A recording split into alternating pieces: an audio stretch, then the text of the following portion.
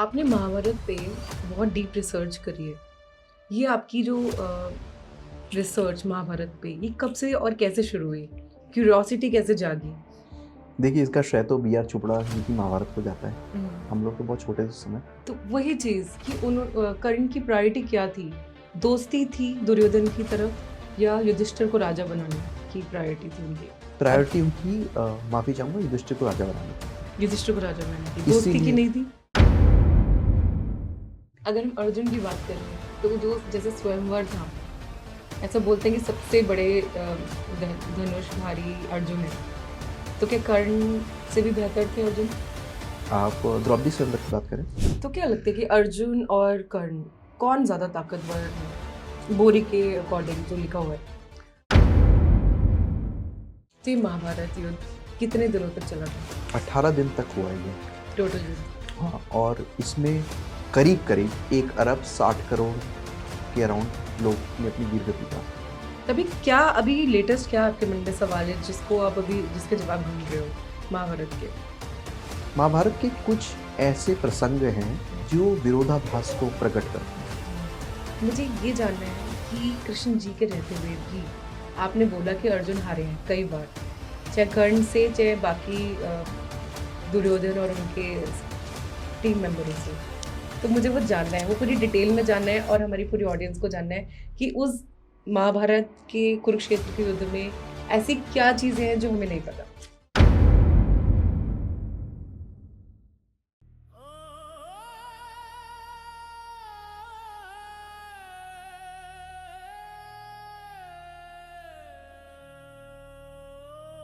आपके सारे पॉडकास्ट में आपने हमेशा कर्ण को फेवर किया है, तो क्या अर्जुन जो रियल में सबको हीरो लगते हैं क्योंकि उनके साथ श्री कृष्ण है, तो आपको नहीं लगता कि बहुत ज़्यादा कॉन्ट्रोवर्शियल है? मतलब आज के पॉडकास्ट में मैं आपसे ये सारे सवाल पूछने वाली हूँ कि क्यों आप कर्ण को फेवर करते हैं, और आपने महाभारत की पूरी एनसाइक्लोपीडिया करी हुई है, तो मतलब आपको इतनी डेप्थ में महाभारत पता है, तो आज आप सारी नॉलेज हमारे साथ शेयर करेंगे और मैं बहुत एक्साइटेड हूँ आज के पॉडकास्ट के लिए। हेलो गाइस, हमारे साथ है Varun Gupta. He is a book author and researcher. Mahabharat को उन्होंने 10-12 बार पढ़ा हुआ है, बचपन से पढ़ रहे हैं, सनातन धर्म को फॉलो करते हैं and he is a nice human being and my friend too. So आज के पॉडकास्ट को अंत तक देखिएगा, आपको वो ऐसी डेप्थ वाली बातें पता चलेंगी महाभारत की और वो वाले एंगल पता चलेंगे जो शायद हम लोगों ने कभी देखे भी नहीं, विद रेफरेंसेस। सर, स्वागत है आपका। जय श्री कृष्णा। जय श्री कृष्णा। कैसी हैं आप दीप्ति जी? मैं बिल्कुल बढ़िया हूँ सर। तो इतने सारे आप पॉडकास्ट करते हैं जिसमें आप सिर्फ कर्ण को फेवर करते हैं, तो कभी कंट्रोवर्सी या कुछ ऐसा आपने फेस किया? देखिए, होता क्या है कि जनरली मैं without script without take any retakes podcast करता हूँ। ओके। मेरी बस एक ही रिक्वेस्ट होती है कि मुझे कोई स्क्रिप्ट मत दीजिए और कोई टेक नहीं, सीधा एक ही टेक पे हम पूरा पॉडकास्ट करेंगे। ओके। तो उनके हाँ। जैसे क्वेश्चंस होते हैं मैं उन्हीं का आंसर देता हूँ। इसमें मैं भी देखता हूँ ये कि ज़्यादातर क्वेश्चंस कर्ण पे ही लोग आजकल पूछते हैं, तो मेरा आंसर भी उसी के अकॉर्डिंग रहता है। मैं कोई फेवरिज्म नहीं कर रहा, पर मैं ये चाहता हूँ कि लोगों को सच्चाई पता चले। मैं इस फिलॉसफी को मानता हूँ, एक अफ्रीकन प्रोवर्ब है कि एक शिकारी जब एक शेर का शिकार करता है तो लेखक हमेशा शिकारी के वैलर या शौर्य की बात करता है, कभी उस शेर की बात नहीं होती है। अब शेर तो मर गया, वो तो आएगा नहीं कि उसका युद्ध क्या था या उसके भीतर के कैसे भाव थे। तो क्या हमारी ये एक जिम्मेदारी नहीं होनी चाहिए कि हम दोनों पक्षों को रखें और ये समझें कि अगर कुछ हुआ है तो क्यों हुआ है और उसके पीछे की कहानी क्या है, और वो भी तत्वों के साथ। फेवरिज्म लोगों को आई अंडरस्टैंड लगता है, क्योंकि आजकल जितने मेरे पॉडकास्ट आ रहे हैं, मैं मुझे भी लगता है जब मैं देखता हूँ ना कि वो क्वेश्चंस कर्ण पे, क्योंकि लोग आजकल कर्ण के बारे में बहुत कुछ जानना चाहते हैं। ये कई साल से शुरू हो गया है कुछ ऐसा। वो दानवीर कर्ण और बहुत डिटेल में, भले ही वो विलन साइड में हो, लेकिन अभी भी लोगों के लिए हीरो लगते हैं कर्ण। अब ये ना एक्चुअली मिक्स्ड ओपिनियंस हैं। ज़्यादातर अगर मैं कहूँ, जितने मैं पॉडकास्ट और लोगों के भी देखता हूँ और सबका सम्मान करता हूँ, ज़्यादातर ये ऑपोजिट साइड है कि कर्ण के बारे में लोग बहुत अधर्मी कहते हैं उनको। अधर्मी। और उनकी भावनाओं को मैं सम्मान करता हूँ। मैं ये भी नहीं कहता कभी कि मेरी बात सुन के आप उनको धर्म से जोड़िए या ना मानिए, कि आपकी अपनी सोच है और आपकी अपनी सोच का स्वागत है। मैं किसी की सोच बदलना नहीं चाहता, बट मैं सच को सामने रखूं, उसके बाद आपकी अंतरात्मा ये डिसाइड करे कि आप उसको अधर्मी मानते हो या धर्म का आचरण करने वाला मानते हैं? तो आप अपना साइड बताएं कि आप क्या फील करते हैं? मुझे ये लगता है कि कोई भी महाभारत के कैरेक्टर्स या पात्र हैं, सबके ग्रे एरियाज हैं। कोई भी बहुत ज़्यादा पॉजिटिव नहीं है, कोई बहुत ज़्यादा नेगेटिव नहीं है। परिस्थितियों वश, कालवश या कर्तव्य परायणता के चलते सबने कुछ ना कुछ हार्ड डिसीजंस लिए अपनी लाइफ में, और उनको हम पढ़ते हैं, देखते हैं। अब उस समय, उस काल में उनके साथ वो क्या हुआ, वो तो परमात्मा ही जाने या वो जाने, जो कि दोनों ही नहीं है। परमात्मा से भी हम नहीं जान सकते और वो लोग भी नहीं है। तो उनको पढ़ के हम अपना निर्णय ले लेते हैं। पर मेरी सबसे ये रिक्वेस्ट रहती है कि महाभारत एक महाकाव्य, एक महासागर है। जितनी बार डूबेंगे उतने ज्ञान रूपी अमृत मोती आपको मिलेंगे। तो डूबते रहिए, मोती लेते रहिए, और किसी एक पर्टिकुलर लाइन को लेके या किसी पर्टिकुलर पन्ने को लेके चेरी पिकिंग ना करिए कि मैंने एक लाइन पढ़ ली तो वो मेरे लिए हीरो हो गया, एक लाइन पढ़ ली तो वो मेरे लिए बुरा हो गया। उसके पीछे की कहानी भी जानी, जिसे हम क्रॉस रेफरेंसेस भी कहते हैं। ऐसा है महाभारत में, अगर आप कोई भी कैरेक्टर को उठाते हैं, किसी भी पर्सन को नाम लेते हैं, तो उनका नेगेटिव साइड भी है, पॉजिटिव साइड भी है, चाहे वो कोई भी हो, चाहे वो श्री कृष्ण क्यों ना हो। देखिए, श्री कृष्ण के नेगेटिव साइड्स नहीं है, माफी चाहूंगा। उनके कुछ ऐसे कर्तव्य हुए हैं, अगर हमने कभी उस बारे में हम बात करेंगे आज या जब भी जी, तो उनको कुछ चीजें करनी पड़ी क्योंकि वो अनिवार्य थी।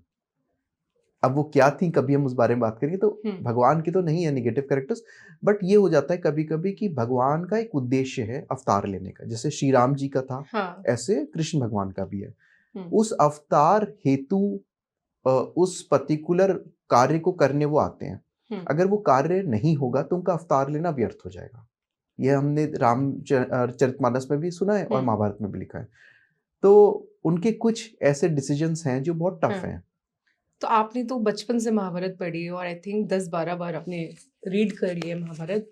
तो आप मुझे बताइए आपका पॉइंट ऑफ व्यू। आपको नहीं लगता कि अगर वो कर्ण के साइड होते तो कुछ और महाभारत होती इस टाइम? देखिए, जिसकी तरफ भगवान है उससे तो कोई फिर जीत ही नहीं सकता। हाँ। ये तो सच बात है, बिल्कुल। और श्री कृष्ण ने कर्ण को ही चुना था सबसे पहले। अर्जुन ने श्री कृष्ण का चयन किया है, पर भगवान ने तो कर्ण का चयन किया था। और ये हमें उद्योग पर्व से ये मिलता है। ये लिखा हुआ है ये, हाँ, महाभारत उद्योग पर्व में इसका है कि भगवान ने तो कर्ण का ही चयन किया। सबसे पहले कर्ण को चुना था, फिर क्या हुआ? फिर कर्ण ने लेकिन दुर्योधन का साथ दिया, और कर्ण ने वहाँ पे उनसे श्री कृष्ण से बात करी है वहाँ पे। उस बारे में कभी हम बात करेंगे। कभी उस एक प्रसंग है उसका बहुत अच्छा, जो काफ़ी इमोशनल है, क्योंकि उद्योग पर्व मेरा फेवरेट है। जो लोग कर्ण को अधर्मी कहते हैं, मैं ये नहीं कहता वो आप उसे अधर्मी मत कहिए, मैं ये भी नहीं कहूँगा कि आप कर्ण का साथ दिए, पर उद्योग पर्व को पढ़िए और समझिए। केवल पढ़ने से कुछ नहीं होता, समझना बहुत जरूरी है। कर्ण खुद चाहते थे कि युधिष्ठिर राजा बने।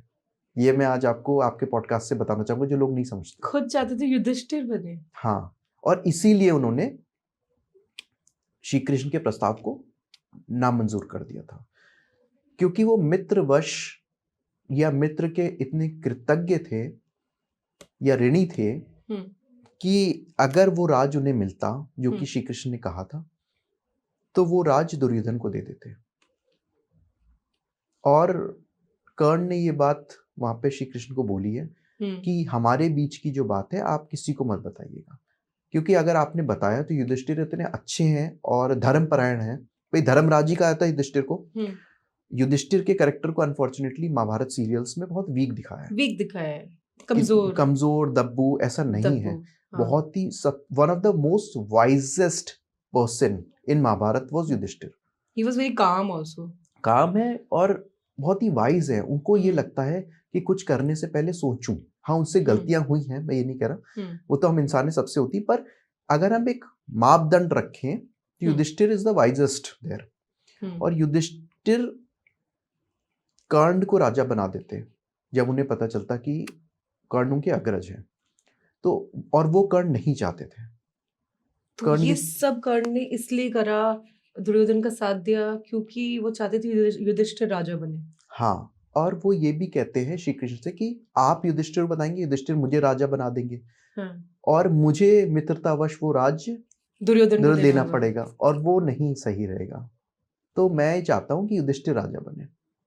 दूसरी बात वो ये भी कहते हैं कि मेरा अर्जुन से बैर है, अगर इस समय मैं पांडवों के शिविर में चला गया तो दुनिया मुझे यही बोलेगी कि मैं अर्जुन से डर के पीठ दिखा के लास्ट मोमेंट पे पांडवों के शिविर में आ गया। अच्छा।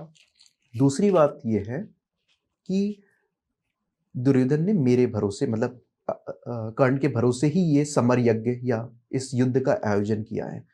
इस मोमेंट पे जब मेरे दोस्त ने सबसे ज्यादा दोस्त की जरूरत है तो मैं पीठ नहीं दिखाऊंगा। तो वही चीज कि कर्ण की प्रायोरिटी क्या थी?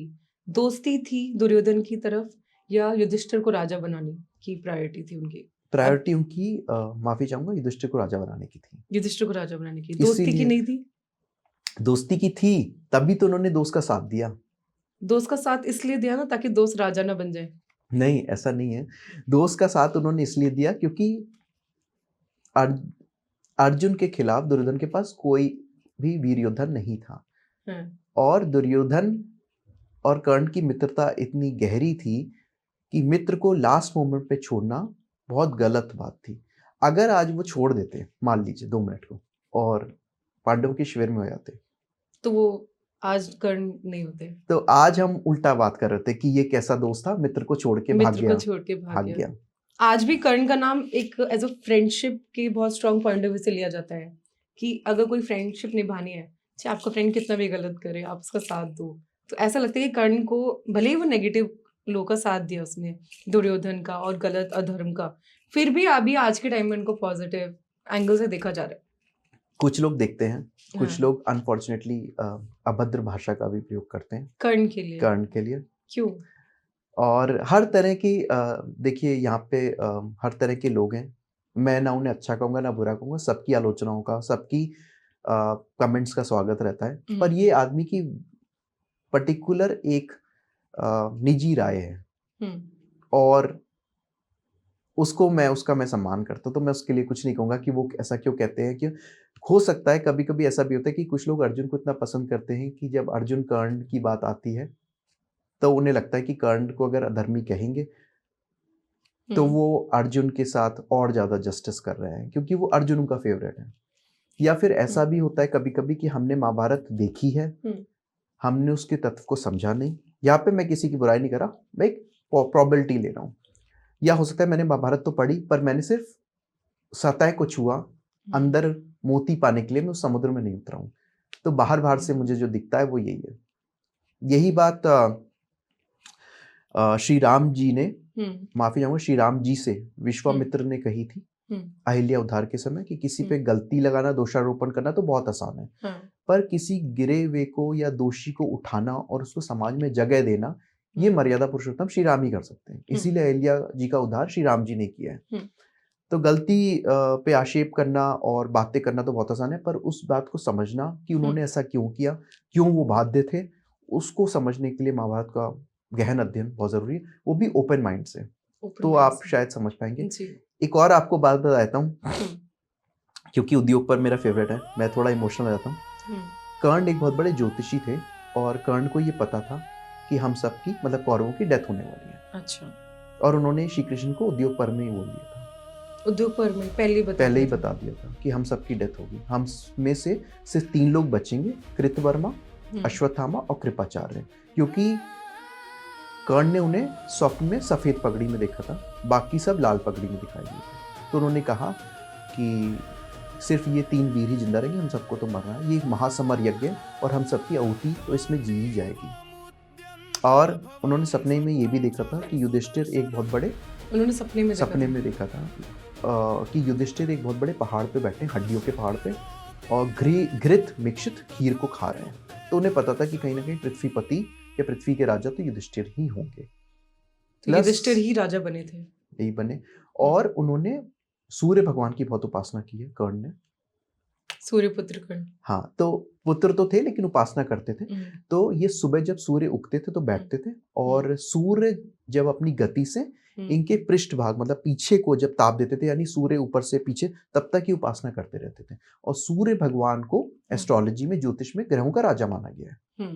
तो इन्होंने अपने बाहुबल से या भक्ति से सूर्य भगवान की आराधना करके ज्योतिष की भी नॉलेज ले ली थी। ये हमें उद्योग पर्व में मिलता है, जब ये श्री कृष्ण से कहते हैं कि शनि देव जो हैं वो वृषभ राशि में आ गए और मंगल महाराज जो हैं वो वृश्चिक राशि में हैं और एक दूसरे को परस्पर देख रहे हैं, और राहु महाराज सूर्य भगवान के करीब आ गए ज्योतिष की गणना के अनुसार उस समय की। तो हम सबका तो विनाश तय ही है। और वहां पे श्री कृष्ण से कहते हैं कि बस मेरी एक छोटी सी प्रार्थना है कि हम लोग जितने भी कुरुक्षेत्र की समर भूमि में हमारी डेथ हो, हम सर स्वर्ग जाए। हाँ। और वो लोग नर्क गए थे पांडव, वो अलग कहानी है, कभी हम उसके बारे में बात करेंगे। कोई नर्क नहीं गया, वो दिखाते हैं। वो सिर्फ युधिष्ठिर की परीक्षा थी, नर्क तो कोई भी नहीं, कोई नहीं गया। वो सिर्फ एक युधिष्ठिर की परीक्षा थी, क्योंकि युधिष्ठिर ने आधा झूठ बोला था, तो वो एक उनकी परीक्षा के लिए था। वैसे मैंने कहा कि युधिष्ठिर के कैरेक्टर बहुत वीक दिखाते हैं, मैं उनका सम्मान करता हूँ, बहुत वीक दिखाते हैं। तो जैसे दानवीर कर्ण, क्योंकि सबको पता है वो बहुत दानवीर है, तो क्या श्री कृष्ण ने छल से उनके कवच कुंडल को अगर वो नहीं लेते तो अभी कुछ और होता, महाभारत की कहानी अलग होती? देखिए, कवच कुंडल की कहानी कई पर्वों में है। अब प्रॉब्लम क्या है, मैं आपको पहले प्रॉब्लम बताता हूँ, फिर इसका आंसर देता हूँ। प्रॉब्लम क्या है, लोग एक पर्व को पढ़ लेते हैं और अपनी राय बना लेते हैं। अभी कुछ लोगों ने इसको एक्सचेंज का नाम दे दिया है। मैं कई पॉडकास्ट में जाता हूँ, वहाँ पे क्वेश्चन होता है, आपने नहीं पूछा, लेकिन कई लोग कहते हैं कि एक्सचेंज था, ये एक्सचेंज था कि इंद्र भगवान की शक्ति के लिए कर्ण ने ऐसा किया है। कर्ण जो थे अर्जुन से डरते थे, इसलिए शक्ति ली थी। कर्ण अर्जुन से डरते थे? हाँ, ये है आजकल प्रचलित। तो मैं ये कहना चाहूंगा कि ये जो कवच कुंडल की कहानी है, ये कई पर्वों में है। हम शुरू से शुरू करते हैं। पहले आदि पर्व में है ये, इसके बाद ये कवच कुंडल हरण पर्व में इसकी जिक्र है, उद्योग पर्व में है, द्रोण पर्व में है, शांति पर्व में है। इतने पर्वों को पढ़ के हम समझने की चेष्टा कर सकते हैं। मैं क्यों कह रहा हूँ चेष्टा, क्योंकि हम में से कोई वेद व्यास मुनि जैसा नॉलेजेबल तो है सब नहीं। अपना पॉइंट ऑफ व्यू रखते हैं महाभारत के लिए। हाँ। अब क्या हुआ कि यहाँ पे इनका एक वचन था कि मुझसे, जब मैं सूर्य भगवान की प्रार्थना कर रहा हूँ, जैसे मैंने आपको बताया कि पृष्ठभाग तक की पूजा करते थे, उस समय इनसे कोई कुछ भी मांगेगा ये दे देंगे। ये बात सबको पता थी। ओके। तो टीवी सीरियल में ये दिखाया है कि कुरुक्षेत्र के युद्ध से जस्ट पहले इंद्र भगवान इनके पास आते हैं और इनसे कवच कुंडल मांग लेते हैं, जबकि ऐसा नहीं हुआ है। कुरुक्षेत्र का युद्ध बहुत बाद में है। कवच कुंडल हरण पर्व आता है, उसमें ये लेते, क्योंकि इनको चिंता होती है, इंद्र भगवान को चिंता हो जाती है कि उनके पुत्र मानस पुत्र अर्जुन इनसे कैसे जीत पाएंगे। अच्छा। तो जब ये आ रहे होते हैं ब्राह्मण के वेश में, तो एक रात पहले सूर्य भगवान कर्ण के सपने में आते हैं और बताने कि कर्ण वो आप मत देना, ये आएंगे ब्राह्मण के वेश में, क्योंकि इन्हें पता है आपका वचन, तो ये मांग लेंगे आपसे, तो आप मत मांग देना। तो यहाँ पे कर्ण का काफी वार्तालाप है सूर्य भगवान के साथ, और वो ये कहते हैं कि मेरा जो प्रण है मैं उसको पूरा करूंगा। जो प्रण खो के इस जिंदगी में रहते, मैं उन्हें अच्छा नहीं मानता। तो जो कर्ण को कहते हैं कि कर्ण अधर्मी थे, वो इस चीज को जरूर जाने। तो यहाँ पे सूर्य भगवान इनसे कहते हैं कि आप कोई चीज मांग लेना। ये आदि पर्व में साफ लिखा, तो ये कहते हैं हम चीज भी नहीं मांगेंगे। अगर हमने किसी के बदले कुछ मांग लिया तो वो दान नहीं, वो तो एक्सचेंज है। तो यहाँ पे जब अगले दिन इंद्र भगवान आते हैं तो ब्राह्मण के वेश में, तो इनसे वो कवच कुंडल मांग लेते हैं। तो ये पहले उनको स्वर्ण ऑफर करते हैं कि मेरे पास इतना सोना रखा, आप ले लो, कवच कुंडल क्या करोगे? कहते नहीं, मुझे तो यही चाहिए। तो ये अपने शरीर को कुतर कर, खुरोच कर उसको निकालते हैं, क्योंकि इनके शरीर का वो पार्ट था, इसीलिए इनका नाम वैकर्तन पड़ा। तो कई जगह पे हमें महाभारत में इनका नाम वैकर्तन कर्ण भी लिखा है, वहीं पे इंद्र भगवान ने इनको वैकर्तन नाम दिया है। अब आदि पर्व के हिसाब से इंद्र भगवान को ये गिल्टी लगता है कि मैंने एक मनुष्य से उसकी जान ही मांग ली। तो इंद्र भगवान उनकी काया को वैसे ही कर देते, जैसे जख्म बढ़ जाते हैं, और इनको एक शक्ति देते हैं। उसका नाम था वासवी शक्ति या इंद्र शक्ति। वासवी, हाँ। और कहते हैं कि ये शक्ति आप केवल एक ही पे चला सकते हो, एक ही बार चलेगी, और जब आप मृत्यु तुल्य कष्ट में होगी तब आप चला सकते हो। अब कुछ लोग ये कहते हैं कि इंद्र भगवान से इन्होंने वो शक्ति एक्सचेंज में मांगी है। अच्छा। तो हम द्रोण पर्व पे चलते हैं। द्रोण पर्व पे श्री कृष्ण ने सत्य की शपथ खा के अर्जुन को कुछ बताया है, वो आज मैं आपके पॉडकास्ट से यहाँ पे उजागर करूंगा जी। जब ये कर्ण पैदा हुए थे तो वो जो कवच जो कुंडल थे वो अदिति माता के थे। अदिति माता देवताओं की माता है, ठीक है। और वो अमृत में नहाए हुए थे और कवच भी इनका अमृत तुल्य था।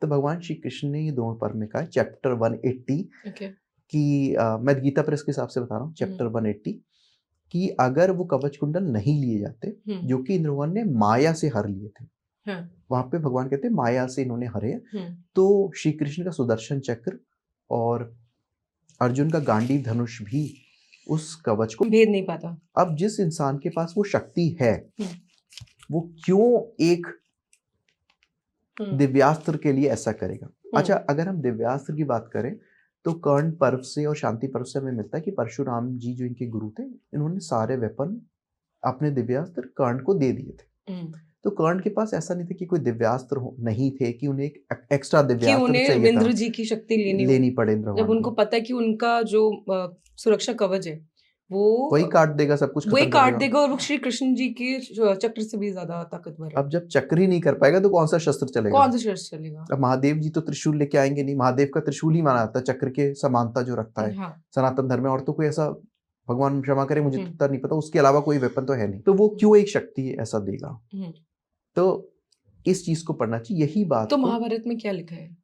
महाभारत में यही जो मैं आपको बता रहा हूँ कि चैप्टर 180 में श्री कृष्ण यही कहते हैं। महाभारत में तो लिखा है, पर जैसे मैंने कहा कुछ लोग चेरी पिकिंग कर लेते हैं या कुछ लोग उसके तत्व को नहीं समझते कि इंद्र जी से एक्सचेंज करो उन्होंने, ऐसा नहीं है। ऐसा नहीं है कहीं पे भी। भाई आपको आज मेरे से जरूरत है तो आप मेरे पास आएंगी, राइट? मुझे आपसे जरूरत है तो मैं आऊंगा। तो इस समय तो इंद्र भगवान आते हैं ना, इंद्र भगवान आते हैं। तो कर्ण को तो जरूरत नहीं थी। अगर कर्ण को जरूरत होती तो वो अर्जुन की तरह तीर्थ यात्रा करते या स्वर्ग यात्रा करते। कभी भी कर्ण को तीर्थ यात्रा या स्वर्ग यात्रा करते हुए नहीं दिखाया। जैसे अर्जुन गए थे दिव्यास्त्रों की खोज में, कर्ण को नहीं दिखे, क्योंकि कर्ण परशुराम जी से ऑलरेडी वो पा चुके थे। भाई मेरे को जरूरत ही नहीं है किसी चीज की, मेरे पास ऑलरेडी है, तो मैं क्यों जाऊंगा? और उन्होंने इंद्र भगवान को बुलाया भी नहीं था। अगर जरूरत होगी तो ही तो बुलाते हैं, जिसको जरूरत है वही जाएगा। तो ये बात है जो मैं कहना चाहूंगा। सो महाभारत जैसे विषय को आज के डिजिटल वर्ल्ड में बहुत क्रिटिसिज्म या फिर उसका पॉइंट ऑफ व्यू निकालना और एग्जैक्टली रियलिटी दिखाना, तो आपने कोई ऐसा क्रिटिसिज्म फेस किया उसमें? मैं तो बहुत क्रिटिसिज्म फेस करता हूँ कि मैं फेवरिज्म करता हूँ। अब जैसे आपके क्वेश्चन होंगे, आप होस्ट हैं, मैं वैसे ही उत्तर दूंगा। अब आप मुझसे कर्ण का क्वेश्चन पूछ रहे हैं, कवच कुंडल का, तो मैं यहाँ पे अर्जुन के पशुपतास्त्र का तो नहीं जिक्र कर सकता ना, फिर आप ही कहेंगे कि क्वेश्चन तो कुछ और था, आंसर कुछ और है, राइट? पहली बात है। दूसरा ये कि हमेशा आलोचनाओं का भी स्वागत करता हूँ। वो आलोचनाएं या कमेंट्स मुझे इस बात की शक्ति देते हैं कि मैं और गहन अध्ययन करूँ। भाई आप मुझ पे आज आक्षेप लगाएंगे मान लीजिए, तो मेरे एक अपॉर्चुनिटी भी तो है कि मैं उसे और पढूं, और मैं अपने पॉडकास्ट को भी देखता हूँ, उनसे सीखता हूँ कि क्या मैं इस चीज को और बेहतर तरह से उजागर कर सके। तो मैं, आप मुझे एक सेल्फ क्रिटिक भी कह सकते हैं उस चीज को लेके।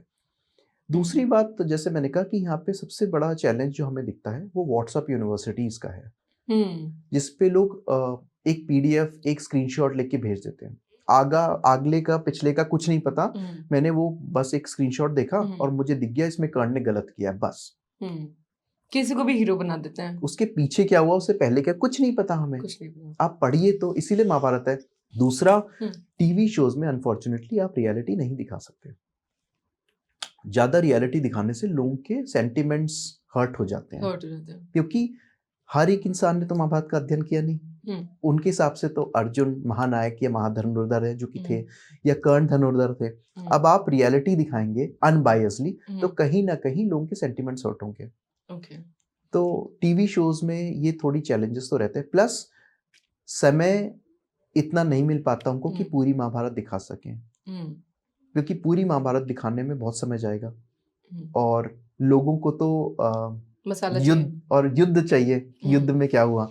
तो वो जो महाभारत की गहन विषय में उन लोगों को उतना रुचि नहीं है, कुछ लोगों को, तो इसलिए टीवी शोज वाले भी सेफ प्ले करके वही चीज दिखाते हैं।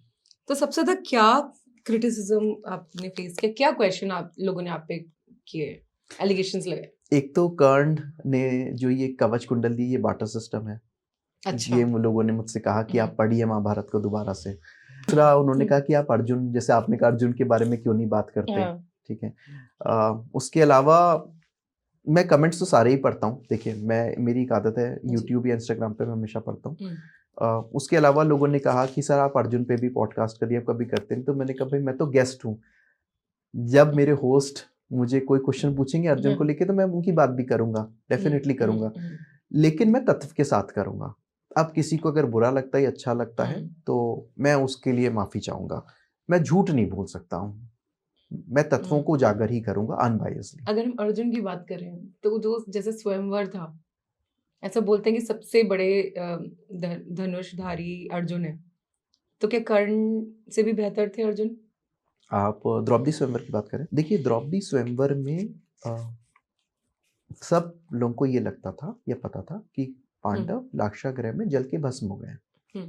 तो पांडव ब्राह्मण के वेश में आए थे। जो द्रुपद थे द्रौपदी के पिता, उनको अर्जुन पसंद आ गए थे। ओके। तो वो चाहते थे कि उनकी पुत्री कृष्णा, मैं कृष्णा कहता हूँ मतलब द्रौपदी, उनका नाम एक कृष्णा भी है, कृष्णा भी है। द्रौपदी की शादी अर्जुन से हो। अब अच्छा। उन्हें तो ये पता चला कि अर्जुन समेत सारे पांडव भस्म हो गए, तो उन्होंने तब भी एक विशाल स्वयंवर का आयोजन किया। उसमें एक बहुत बड़ा धनुष रखा गया और वो ये चाहते थे कि अर्जुन ही उस धनुष को उठाए, जिसमें तरह तरह के राजा आए, जैसे राजा शल्य आए, दुर्योधन आए, कर्ण आए, सब आए थे।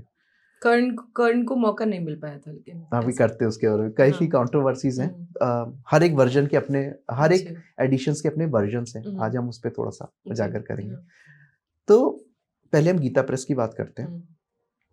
तो गीता प्रेस के हिसाब से वो धनुष कोई नहीं उठा पाया था, पर कर्ण ने उठा के उस पर प्रतिष्ठा चढ़ा दी थी। कर्ण ने उठा लिया था? उठा लिया था। उनको उठाने का मौका मिला था? हाँ, गीता प्रेस के ऐसा हिसाब से बोलते हैं कई जगह पे किसी वर्जन में कि उनको सूर्यपुत्र की वजह से उनको मौका ही नहीं मिला था। वो बोरी में लिखा है, अभी उस पे आते वरना श्रोतागण कंफ्यूज आएंगे। एक एक करके उस एडिशंस को लेते हैं। जैसे मैंने कहा मैं सारे एडिशंस का सम्मान करता हूँ। मैं कभी भी किसी को ये नहीं कहूंगा ये एडिशन गलत है, एडिशन सही है, क्योंकि मैं वेद व्यास जी नहीं हूँ, मैं चरणों की धूल भी नहीं हूँ, तो मैं ये नहीं कह सकता। लेकिन मैं दोनों एडिशंस को आज बताऊंगा। तो गीता प्रेस के हिसाब से कोई भी वहां पे राजकुमार वो धनुष नहीं उठा पाया था, कर्ण ने उठा लिया था और कर्ण ने उस पर प्रतिष्ठा चढ़ा के उस पर तीर संधान करने वाले थे। पर वहां पे द्रौपदी उनको सूतपुत्र कह के रोक देती है। अब प्रश्न एक उठता है, छोटा सा प्रश्न जो मेरे बचपन से उठा था, द्रौपदी ही रोकती है। द्रौपदी रोकती है गीता प्रेस के हिसाब से, कि जब द्रौपदी ने उन्हें सूतपुत्र कह के रोका, तो जब वो धनुष उठा रहे थे तो माफी चाहूंगा, जो दृष्टिदुम्ब थे द्रौपदी के भाई, वो भी तो रोक सकते थे उन्हें। सभा में और भी तो लोग रोक सकते थे कि तुम क्षत्रिय नहीं हो, क्यों उठा रहे हो, क्योंकि धर्मानुसार स्वयंवर सिर्फ क्षत्रियों का होता है, क्षत्रिय कन्याओं का होता है। अच्छा। ब्राह्मण कन्याओं का हमने कभी स्वयंवर नहीं सुना। ये क्षत्रियों की परंपरा है, इसमें कोई छोटा बड़ा नहीं है, पर क्षत्रियों की परंपरा है। हर एक की एक परंपरा होती है। क्षत्रिय कन्याओं का जो स्वयंवर होता है, तो उसमें जो पुरुष होते हैं वो कौन से क्या होने चाहिए? देखिए आइडियली तो क्षत्रिय ही होने चाहिए, पर आज हम उस बारे में बात करेंगे। तो सूतपुत्र जब उन्होंने उठाया तो उन्हें दृष्टिदुम्न ने क्यों नहीं रोका, बचपन से मुझे लगता था, और हमें ये भी लगता था कि बचपन में कि द्रौपदी ने यार मना कर दिया, यार इतना वीर था ये।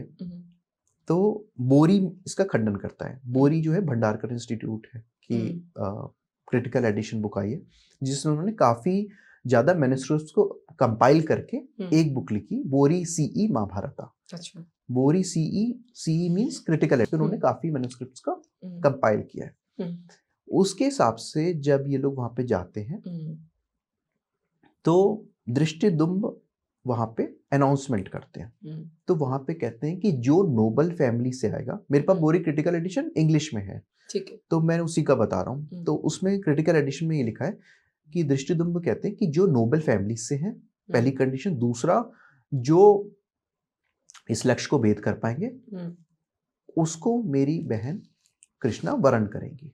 अच्छा। अब यहाँ पे कोई कंडीशन नहीं है कि कृष्णा यानी द्रौपदी कर सकती है, वो वीटो पावर जो है राइट ही नहीं दिया यहाँ पे बोरी के हिसाब से। अच्छा।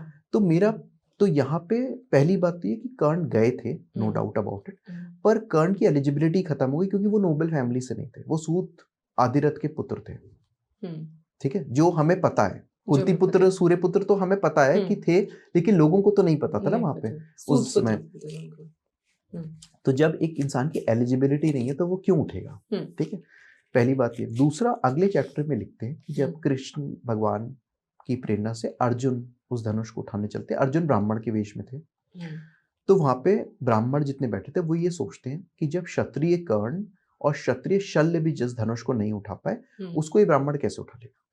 अब कर्ण क्षत्रिय नहीं थे, जैसा मैंने कहा सूतपुत्र थे, पूरी महाभारत में कर्ण को क्षत्रिय बोला ही नहीं गया है। अब क्या होता है, अनफॉर्चुनेटली कुछ लोग इसको चेरी पिक कर लेते हैं कि यहाँ पे लिखा है कि शल्य और कर्ण भी नहीं उठा पाए। अरे उसके आगे पढ़िए तो पूरी महाभारत में वेद व्यास जी ने, वैशंपायन जी ने कभी भी कर्ण को क्षत्रिय कहा ही नहीं, क्योंकि वो सूतपुत्र थे। या तो सूतपुत्र कहा गया है, राधा पुत्र कहा गया है, राधेय कहा गया है, या वैकर्तन कहा गया, जो मैंने जैसे कहा आपसे, ऐसे कुछ नाम है, वृषकर्ण उनको कहा गया। तो वहां पे वो गए थे। जैसे आप ये सोचिए कि आप मुझसे कहें कि वरुण जी आप मेरे साथ चलिए, मैं अकेले बोर हो जाऊंगी, पर मेरी एलिजिबिलिटी नहीं है, तो मैं अब आपके बगल में बैठ के साइलेंट स्पेक्टेटर हूँ। तो बोरी के हिसाब से कर्ण ने कभी प्रयास ही नहीं किया, क्योंकि उसको एलिजिबिलिटी नहीं थी। अब यहाँ पे ब्राह्मण के वेश में अर्जुन वो धनुष उठा लेते और वो लक्ष्य भेद कर देते।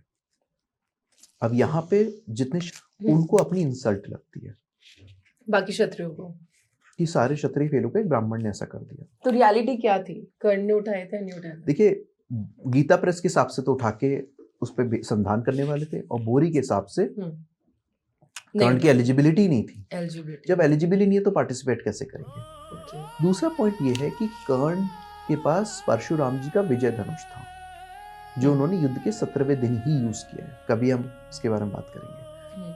वो विजय धनुष भगवान शंकर का था, अच्छा, जो उन्होंने परशुराम जी को दिया था।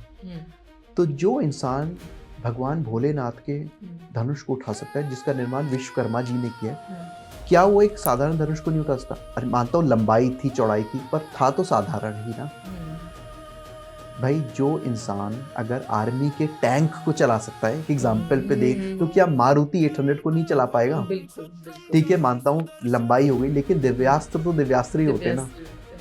तो ये भी उनको समझना चाहिए कि जो इंसान विजय धनुष का धारण करता है, जिसपे उन्होंने युद्ध के 17वें दिन कुरुक्षेत्र में कौरवों की अगवानी की है, क्या वो नॉर्मल धनुष नहीं उठा पाएगा? बिल्कुल। कुछ लोग कहते हैं कि उठा लिया था, पर वो लक्ष्य भेद नहीं कर पाया, लक्ष्य मिस हो गया। ऐसा कहीं लिखा नहीं है। अच्छा।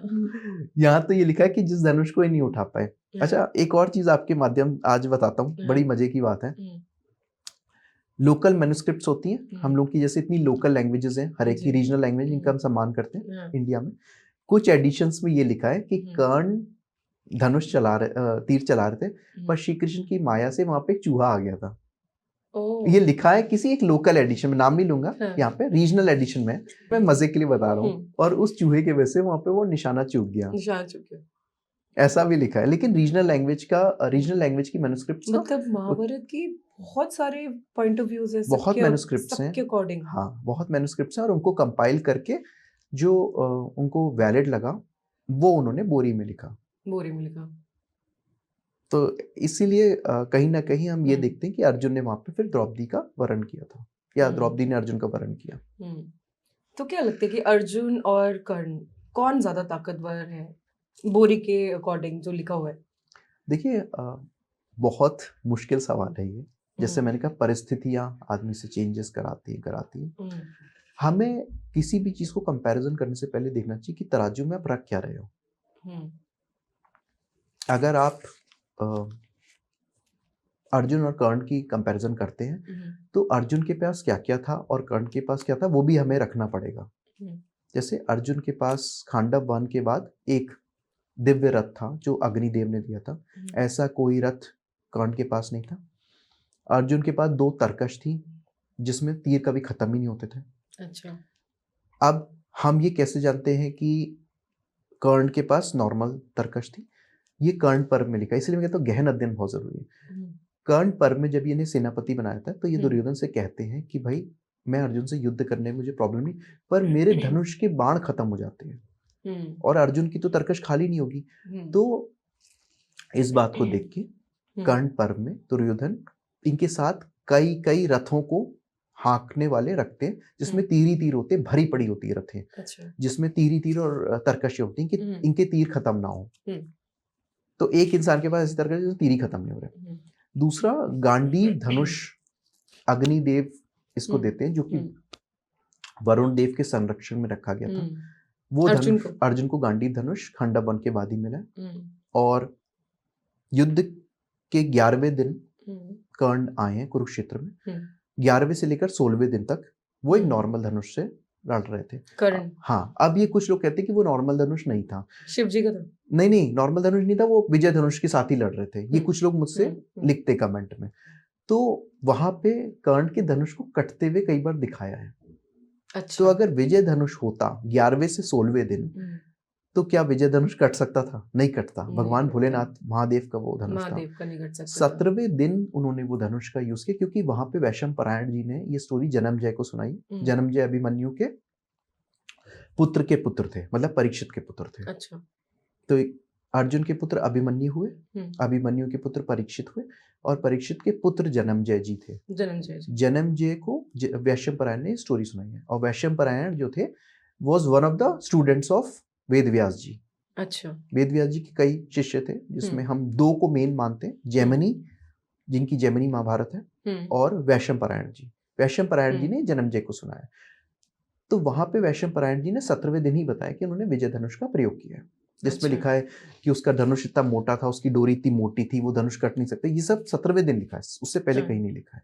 तो इन सब चीजों को एक तो हमें रखना पड़ेगा। दूसरा ये कि श्री कृष्ण भी तो अर्जुन के साथ थे। कर्ण के पास कौन था? श्री कृष्ण जैसा सारथी मिलना, भगवान ही अगर आपकी रथ को चला रहे हैं, तो फिर आपको कौन हरा सकता है? तो कोई हरा ही नहीं सकता। लेकिन इसके बावजूद भी अर्जुन कई बार वहां पे हारे हैं, कई बार मूर्छित हुए। कर्ण से नहीं, मैं इन जनरल कह रहा हूँ, कुरुक्षेत्र में कर्ण से कह लीजिए, या इन जनरल भी कई बार हारे हैं। भगवान क्या साथ होने के बावजूद भी मूर्छित भी हुए हैं, और हारे हैं। तो इतनी चीजों को जब आप तराजू पे रखेंगे, प्लस कर्ण के पास श्राप भी बहुत सारे थे, और अर्जुन के पास ऐसा कोई श्राप नहीं था। अर्जुन के पास तो सारे दिव्यास्त्र देवी देवताओं ने दिए थे। तो कहीं ना कहीं अर्जुन के दिव्यास्त्र भी ज्यादा थे कर्ण से, ये हमें देखने को मिलता है। तो इन सब चीजों को अगर आप तौलेंगे तो आप कोई निर्णय ले सकते हैं। देखिए, एक लाइन में तो हम आजकल यही होता है कि जो विजय है वो धर्म पे है, और वो वीर है। जो हारता है वो अधर्मी है, और वो कायर है, या वो कम वीर है। यही एक मान्यता है, या एक ह्यूमन साइकोलॉजी है। तो लोग कहते हैं कि कर्ण हार गए इसलिए कर्ण कमजोर थे, दुर्बल थे। तो वो उस चीज को पढ़ें और फिर इसका निर्णय लें। इतनी चीजें जब आप तराजू पे रख के तौलेंगे तो आपको समझ में आएगा। कर्ण के पास एक कवच कुंडल था, वो भी आपने ले लिया, तो कर्ण के पास तो कुछ नहीं बचा। तो इन सब चीजों को, उसकी मृत्यु भी धोखे से हुई थी। कहिए, वो बात करेंगे, वो थोड़ा कंट्रोवर्शियल है या विवादास्पद है, वो भी अलग है, उसमें भी अलग अलग लिखा हुआ है। हाँ, उसमें भी हम बात करेंगे उस बारे में, क्योंकि जो रियलिटी है, जो मूवीज में दिखाते हैं, ऐसा नहीं है। तो ये महाभारत युद्ध कितने दिनों तक चला था? 18 दिन तक हुआ ये टोटल युद्ध। हाँ, और इसमें करीब करीब 1 अरब 60 करोड़ के अराउंड लोग ने अपनी वीरगति प्राप्त की है। 1 अरब 60 करोड़ के अराउंड इतने लोग भी, और 21,000 अप्रोक्सीमेटली सैनिक लापता हो गए थे। ये हमें स्त्री पर्व में युधिष्ठिर से पता चलता है। स्त्री पर्व पढ़ सकते हैं लोग। अब तक का सबसे बड़ा युद्ध अब तक का। आपने महाभारत पे बहुत डीप रिसर्च करी है। ये आपकी जो रिसर्च महाभारत पे, ये कब से और कैसे शुरू हुई? क्यूरियोसिटी कैसे जागी? देखिए, इसका श्रेय तो बी आर चोपड़ा जी की महाभारत को जाता है। हम लोग तो बहुत छोटे थे उस समय, और वही हमारे DD1 या नेशनल पे आती थी, एक ही चैनल होता उस समय, और बहुत अच्छी बनाई है उन्होंने, नो डाउट अबाउट इट। पर जैसा मैंने कहा कि वहाँ पे दूरदर्शन पे बहुत लिमिटेड स्लॉट्स होते थे, तो के बहुत लिमिटेड स्लॉट्स में थे, यही रामायण में हुआ, महाभारत में। तो उन्होंने रिसर्च से जितना वो दिखा पाया स्लॉट में बहुत अच्छा दिखाया। पर मैं उस समय बहुत छोटा था, और एक जिज्ञासा हुई, जैसे मैंने कहा कि ये हुआ तो क्यों हुआ, इसके आगे कहानी क्या है, और इसके पीछे की कहानी क्या है, उसको ध्यान में रखते हुए मैंने अपने माता पिता से, अपने पेरेंट्स से कहा मुझे महाभारत पढ़नी है। अब मैं 1984 बॉर्न हूँ, तो उस जमाने में थोड़ा सा ये था कि घर में महाभारत नहीं रखनी चाहिए। हाँ, युद्ध होता है ऐसा कुछ बोलते हैं, कहते थे उस जमाने में, तो अब तो नहीं है। मैं 84 बॉर्न हूँ, तो मेरी एज कम अभी भी ऐसा है। अब लोगों का मानने की है। देखिए, मैं नहीं कहता मानते नहीं मानते, पर उस जमाने में तो था।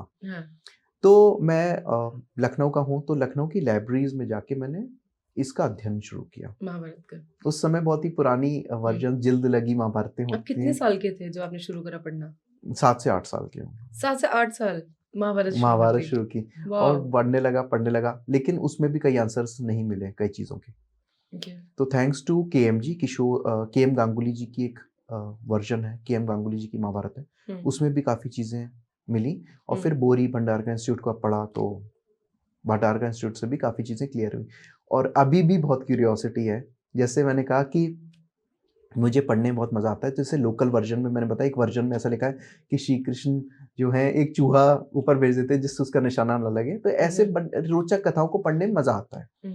इसमें मैं ये नहीं देखता कि सच है झूठ है, पर कहानी सुनने में पढ़ने में मुझे मज़ा आता है, पढ़ने में अच्छा लगता है। जो महाभारत से रिलेटेड है वो मुझे प्रिय है, बहुत प्रिय है। तो मैंने इसको ऐसे किया और मैं अपने इस चीज़ को कंटिन्यू रखता हूँ। कुछ ना कुछ हमेशा पढ़ता रहता हूँ, नई चीज़ों को कौतूहल की दृष्टि से ही देखता हूँ। तभी क्या अभी लेटेस्ट क्या आपके मन में सवाल है जिसको आप अभी जिसके जवाब ढूंढ रहे हो महाभारत के? महाभारत के कुछ ऐसे प्रसंग हैं जो विरोधाभास को प्रकट करते हैं। कहीं कहीं पे हमें कुछ कैरेक्टर्स या पात्रों की बहुत ज्यादा वीरता दिखाई देती है और वही पात्र कुरुक्षेत्र के कुछ दिनों में उतना अद्भुत प्रदर्शन नहीं कर पाते। तो एक ही इंसान एक दिन अच्छा प्रदर्शन करके दूसरे दिन कैसे कर सकता है, ये थोड़ा सा समझ का और सोचने का विषय है। Okay. तो क्या ऐसा हुआ कि कुछ हमारे मैन्युस्क्रिप्ट्स गायब हो गए? अच्छा, गायब भी हुए? क्या पता, मतलब मैं कह रहा हूँ, मैं एज अ क्यूरियस पर्सन देखता हूँ, क्यूरियोसिटी है मेरे अंदर। क्या पूरी चीज़ों को वहाँ नहीं डॉक्यूमेंट किया गया? क्योंकि आपको भी पता है कि अनफॉर्चुनेटली इंडिया पे कितने इन्वेजन्स हुए फॉरेन रूलर्स के, हम सबको पता है कितने बार ऐसा हुआ है। कितनी अच्छी अच्छी यूनिवर्सिटीज़ थी भारत में, तो उनको डिस्ट्रॉय किया गया। तो क्या कुछ ऐसा ज्ञान था या ऐसी विरासत थी जो उन्हीं के साथ चली गई? हो तो सकता है ना, ऐसा तो नहीं कह सकते कि सब कुछ सच है आज। और मैं ये भी नहीं कहता कि जो लिखा गलत है, लेकिन इसके आगे का भी तो कुछ हो सकता है। जैसे एक एग्जाम्पल पे देते हैं, जेमिनी जो थे वो माफी चाहूँगा, वेद व्यास जी के शिष्य थे, जैसे मैंने कहा वैशंपायन जी की तरह। उन्होंने एक महाभारत लिखी थी जिसको हम जेमिनी महाभारत कहते हैं। उनका सिर्फ एक ही पर्व हमें मिला, बाकी सारे पर्व अभी गायब हैं। तो उन्होंने क्या लिखा, उन्होंने क्या समझा, उसको भी तो हमें जानना चाहिए। मान लीजिए यहाँ पे आप मुझे टीच कर रही हैं, एक बच्चा, एक लड़का और बैठा है, हो सकता है उसकी सोचने समझने में अलग लगा, मेरे अलग, क्योंकि हम सब अलग हैं। उसने कैसे वर्जन लिखा, क्या लिखा, उसको भी तो हमें समझना चाहिए। तो जब तक हम उस चीज़ों को नहीं समझेंगे, ये क्यूरियोसिटी हमेशा मेरे मन में रहेगी कि और क्या हुआ, और बताओ। तो ये कहीं ना कहीं एक विरोधाभास मुझे लगता है कि युद्ध के इस दिन वो कैरेक्टर या पात्र थोड़ा कम दिखा पाए, अपनी वीरता को प्रदर्शन कर पाए, दूसरे दिन उसने ज्यादा वीरता दिखाई। तो ऐसा क्यों, ये असमानता क्यों? तो इसके लिए मैं और पढ़ रहा हूँ, रिसर्च कर रहा हूँ। और आपको एक और बात बताना चाहूंगा, अभी मुझे एक इनविटेशन भी मिला है रामायण के ऊपर बात करने का। तो अभी मेरा थोड़ा सा स्केड्यूल थोड़ा टाइट हो गया, विंटर्स भी चल रहे हैं, तो वो भी एक जल्दी रामायण पे है, क्योंकि अभी वो जो होस्ट है उन्होंने कहा कि सर आप महाभारत पे करते हैं, तो हम चाहते हैं कि हम रामायण पे भी आपकी नॉलेज को देखें, आपसे बात करें। तो वो भी एक है लाइमलाइट में जो आने वाला है जल्दी। बहुत खूबसूरत। तो जैसे ऐसे बोलते हैं कि अगर हम युद्ध की बात करते हैं महाभारत के, तो अर्जुन के साथ श्री कृष्ण युद्ध में थे और कर्ण के साथ कोई नहीं था, कि वो दुर्योधन का साथी था। तो जब कर्ण तीर मारते हैं तो ऐसा बोलते हैं कि एक इंसिडेंस है जो मुझे नहीं पता है सच है कि झूठ है, कि उस टाइम पे कृष्ण जी उतर गए थे रथ से, कुछ रीजन था। तो और कर्ण हनुमान जी भी नहीं थे। तो ऐसी सच है कि झूठ है पता नहीं, लेकिन कर्ण को जब उसने तीर मारा, कर्ण ने जब तीर मारा अर्जुन को, तो वो काफी बहुत दूर तक मतलब उड़ गए थे, आसमान में उड़ गए थे। ऐसा कुछ हुआ था? देखिए आपने दो इंसिडेंट मिक्स कर दिए, माफी चाहूंगा। दो इंसिडेंट है यहाँ पे, एक लोक कथा है और एक रियल है। दोनों बताते हैं आज। तो ये एक लोक कथा में प्रचलित है कि श्री कृष्ण सारथी थे अर्जुन के, और जब अर्जुन तीर मारते थे तो कर्ण का रथ बहुत पीछे चला आता था, और जब कर्ण तीर मारते थे तो थोड़ा सा पीछे आता था। ये लोक कथा है। मैं पॉडकास्ट के माध्यम से कह रहा हूँ, लोक कथा है, लेकिन आज मैं उस लोक कथा को भी बताता हूँ। ठीक है। लोक कथा को भी सम्मान देना चाहिए। तो श्री कृष्ण से अर्जुन ये पूछते हैं कि भगवान आप तो उसको शाबाशी दे रहे हो, मेरे वार से तो इतना पीछे चला गया रथ, और आपके उसके वार से तो जरा सा पीछे गया है, तो भगवान आप उसकी तारीफ क्यों कर रहे हैं? तो श्री कृष्ण कहते हैं भैया मैं बैठा हूँ, मैंने विराट रूप में दिखाई दिया था कि त्रिलोकी का भार तो मेरे ऊपर है, प्लस तुम्हारी ध्वजा पे हनुमान जी बैठे हैं, और हमारे रहते भी अगर रथ को कोई पीछे कर रहा है तो यानी उसके वार में दम है। ये एक लोक कथा है। अब दूसरा जो आपने पॉइंट का बहुत अच्छा कहा, वो महाभारत में है। क्या वो जो था उनका त्रिशूल, वो क्या बोलते हैं, धनुष, वो शिव जी वाला धनुष था दिया हुआ? हाँ, वो लास्ट में है। ये लोक कथा में लिखा है कि वो 17वें दिन की बात है ये। अच्छा। और वो विजय धनुष था उनके हाथ में। अब आपका जो दूसरा प्रश्न था वो है, पहले उस प्रश्न को पूरा क्लियर कर लेते हैं, फिर आंसर भी दूंगा। तो हुआ क्या था कि गदा पर्व, युद्ध के 18वां दिन, दुर्योधन की मृत्यु हो चुकी है, या मृत्यु के बिल्कुल आप शिखर पे हो, मृत्यु होने ही वाली है। 18 दिन का ही। हाँ, कुरुक्षेत्र 18 दिन का है। तो दुर्योधन वहां पे मृत्यु तुल्य कष्ट में दुर्योधन की डेथ हो सकती है, बिल्कुल डेथ बेड पे है वो। तो कृष्ण भगवान सबको लेके छावनी में आते हैं। तो जब छावनी में सब लोग अपने रथ से उतरने लगते हैं तो भगवान कहते हैं कि अर्जुन पहले तुम उतरो और दूर चले जाओ, और फिर मैं उतरूंगा। तो ये घोड़ों को खोल के जैसे ही हटते हैं, वो जो रथ है वो ब्लास्ट हो जाता है, ध्वज, वो जो रथ था दिव्य रथ, वो ब्लास्ट हो जाता है। कृष्ण जी उतर जाते हैं तो भगवान श्री कृष्ण कहते हैं अर्जुन से पहले तुम उतरो। अच्छा, अर्जुन के अंदर एक अच्छी जो मुझे लगती बात, कहीं ना कहीं, वैसे तो कई बातें, पर एक बहुत अच्छी बात है, वो श्री कृष्ण को बहुत फॉलो करते थे, श्री कृष्ण की बात मानते थे। वो हाँ में हाँ मिलाते थे हर चीज। नहीं ये नहीं, श्री कृष्ण को फॉलो करते, उनकी बात मानते थे। ये अच्छी क्वालिटी भी है कहीं ना कहीं कि आप भगवान की बात मान रहे हो। तो श्री कृष्ण कहते हैं कि आप पहले हटिए, वो हट जाते हैं, और फिर जिद नहीं करते थे कृष्ण के सामने। हाँ, और फिर जैसे श्री कृष्ण होता है वो ब्लास्ट हो जाता है। तो सब ये पूछते हैं युधिष्ठिर वहां पे कि ये कैसे हो गया। तो श्री कृष्ण कहते हैं कि इस रथ पे कर्ण और द्रोणाचार्य के ब्रह्मास्त्र घुसे हुए थे, जो मेरी शक्ति से अर्जुन तुम बचे रहे, मैंने ही तुम्हें सुरक्षित रखा है इन दिनों, और मैंने तुम्हारी रक्षा की है, और वरना ये ब्रह्मास्त्र क्या करते क्या नहीं करते। तो युधिष्ठिर भी उस बात को एक्नॉलेज करते हैं कि आप थे, इसीलिए हम सबकी रक्षा हुई, मेरे भाई ने कभी पीठ नहीं दिखाई, और आपके सानिध्य में ही हम लोग विजय प्राप्त कर सके। और श्री कृष्ण भी इस बात को वहाँ कहते हैं, गदा पर्व में है ये, कि बहुत कृपा है कि हम पांचों, मतलब आप पांचों पांडव अब सुरक्षित हो गए, वरना जो ये कौरव वीर थे, द्रोणाचार्य, भीष्म, कर्ण और दुर्योधन, भूरिश्रवा, इनसे तो कोई धर्म युद्ध में जीत ही नहीं सकता था। अगर हम इनसे धर्म के अनुसार युद्ध करते तो हम इनसे जीत ही नहीं सकते थे। तो भगवान श्री कृष्ण ने भी कहीं ना कहीं वो मान लिया था कि अधर्म से ही विजय प्राप्त होगी। और ऐसा बोलते हैं कि महाभारत में लिखा हुआ है कि युद्ध में सब जायज है। वो भगवान श्री कृष्ण ने वहां पे उनको समझाया है और अपनी बात प्रस्तुत की है, परंतु ये भी माना है कि भगवान श्री कृष्ण की माया से और उनके बर्ताव से उन्होंने सबको सुरक्षित रखा है, और तब पांडव विजय प्राप्त कर पाए, वरना ये जो वीर थे नहीं कर पाते, इनसे धर्म पूर्वक कोई विजय प्राप्त ही नहीं कर सकता था।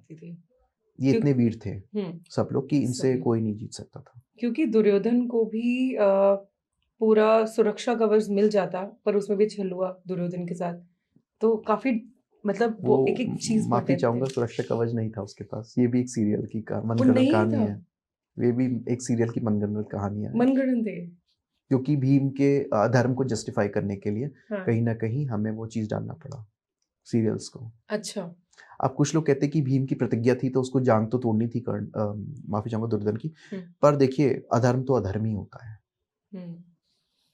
तो कभी हम इस विषय में बात करेंगे, ठीक। तो वरुण जी, बहुत बहुत धन्यवाद आपका इस पॉडकास्ट में आने के लिए। लेकिन अभी तक मेरे सवाल खत्म ही नहीं हुए। मुझे ये जानना है कि कृष्ण जी के रहते हुए भी आपने बोला कि अर्जुन हारे हैं कई बार, चाहे कर्ण से, चाहे बाकी दुर्योधन और उनके टीम मेंबरों से। तो मुझे वो जानना है, वो पूरी डिटेल में जानना है, और हमारी पूरी ऑडियंस को जानना है कि उस महाभारत के कुरुक्षेत्र के युद्ध में ऐसी क्या चीजें हैं जो हमें नहीं पता. So stay tuned, guys. We'll definitely get back in next podcast.